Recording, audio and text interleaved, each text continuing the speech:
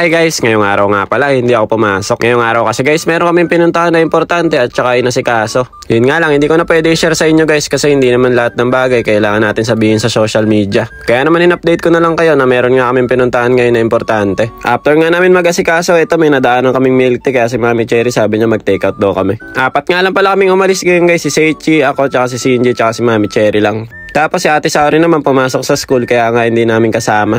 Pagka-order nga namin, naghintay lang kami ng mga 5 minutes. Dahil nga mag-aalauna na yan guys. Tapos si Ate Saori 1:30, labasan nyo na sa school kaya medyo nagmamadali rin kami. Si Bochog nyo guys, so pwede na bang model ng milk tea to?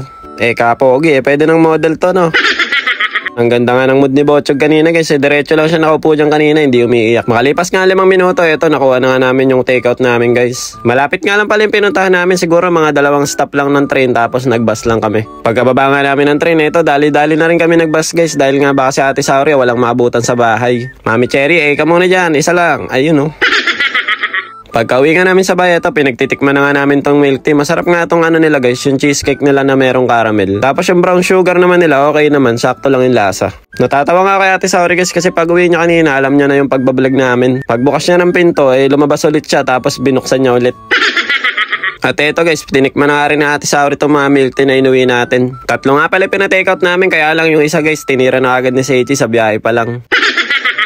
Bale, ito pala guys, mga bandang pahapon na nga nito, siguro mga 2:30 na. Naisipan nga namin ni Mami Cherry na kumain ng ramen dun sa may station, sa may malapit lang din dito sa bahay namin. Dahil nga nung umalis kami kanina guys, ay hindi na kami nakapag-almusal, tapos ng tanghalian naman, hindi pa rin kami kumakain. Tapos bago nga kami umalis, nakalimutan din namin magsaing, kaya sabi ko kay Mami Cherry, tara mag-ramen na lang tayo. Kung matagal na nga kayo nanonood sa amin guys, sigurado akong alam nyo na paborito namin dito sa ramen na to. Siya nga pala guys, di ba pag minsan pumapasyal kayo ng Japan, ang una nyong hinahanap na ramen ay yung Ichiran ramen. Para sa akin guys, masarap naman yung Ichiran ramen kasi ilang beses na rin ako nakakain nun. Pero guys, after nyo kumain sa Ichiran ramen, subukan nyo kumain sa ibang ramenan kasi meron talaga na mas masarap pa dun. Kasi para sa akin, masyado ng common yung Ichiran ramen sa mga nagta-travel dito sa Japan Try nyo din kumain dito guys sa may Arashi ramen. Ito talaga yung pinaka-paborito namin na ramenan May-re-recommend ko talaga sa inyo to guys. Basta yun lang guys, wala naman tayong hate sa Ichiran ramen kasi masarap naman din dun. At eto na nga guys, dumating na nga yung order ni Saori at saka ni Seichi. Bali, set na nga pala yun sa kanila. Meron ng ramen tapos meron din kasamang juice. Kaya lang, pagdating ng ramen, syempre medyo mainit yan. Kaya ang ginawa ni Mami Cherry, nilagay na lang doon sa may plato yung mga itlog tsaka yung noodles.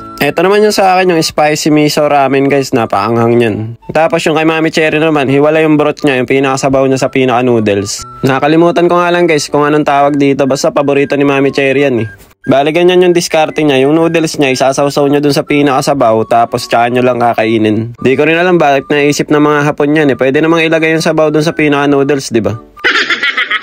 Tapos ako naman guys, medyo nahirapan din ako kumain dahil nga nasa akin si Shinji. Kaya ang una ko muna ang tinikman dito yung sabaw tapos pa konti-konti lang muna yung noodles. Grabe guys, sobrang solid talaga na itong ramen na to. Kapag kaya umigop kayo ng sabaw, gumuguhit talaga sa lalamunan. Yung sabaw kasi nito guys, parang dinurugan ng sili tapos kulay pula talaga. Mahilig kasi ako sa manghang guys, wag lang talaga yung sobrang anghang. Pero yung mga ganitong anghang lang, kayang-kaya naman natin. Pero legit guys, sobrang sarap na ito lalo na kapag naubos nyo na yung pinaka noodles nya. Tapos yung matitirang sabaw, bibili kayo ng kanin guys. Naku, mapapa-unli rice talaga kayo na ito. Na-enjoy naman ni Ate Saori yung pagkain dito tsaka ni Kuya Seichi. Kaya lang guys, hindi nila naubos, ang dai pala ng serving. Dapat pala guys, isang set na lang yung binili namin tapos pinaghati na lang din namin sila.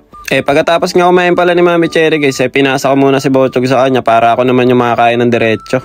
Nagising kasi si Bochog habang kumakain kami guys kaya nahirapan din ako kumain So paano guys, hanggang dito na lang muna. Salamat ulit sa ilang minutong panonood mo at kita-kits na ulit tayo next video. Diyan mata arigatou gozaimasu. Ngek ngek ngek. Bye bye.